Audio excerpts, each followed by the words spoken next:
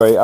I think it's a starting point. It's a, you know, I'm not advocating that we all have to go and make friends with the children in our classes, because the idea is that by building that relationship, it is a stepping stone to getting them to see the value in what you're trying to say to them. But Yeah. being controversial, you know, strip it right back. I think fundamentally the education system is set up more for girls to succeed than boys. If I'm completely honest, I Okay. think. How's that?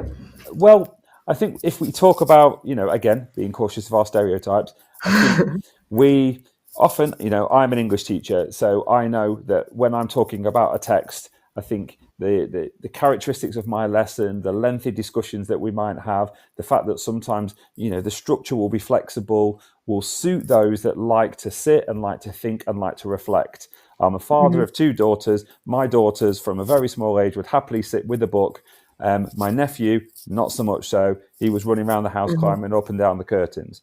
So I Yeah. think when we have lessons where there's prolonged periods of concentration, when there's prolonged periods of focus, that doesn't necessarily play to the characteristics of somebody who is high energy, somebody who Hmm. might struggle with failure, somebody who might not have developed resilience. You said yourself a little bit earlier, they might not quite have the maturity that a girl of the same age has.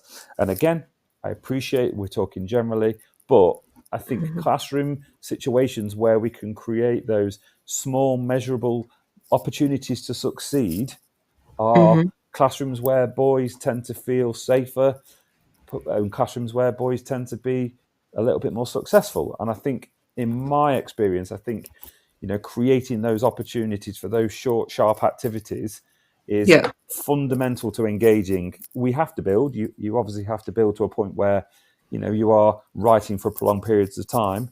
But I think short, sharp is absolutely key, to Hmm. helping boys ultimately that are struggling in confidence and struggling with aspiration.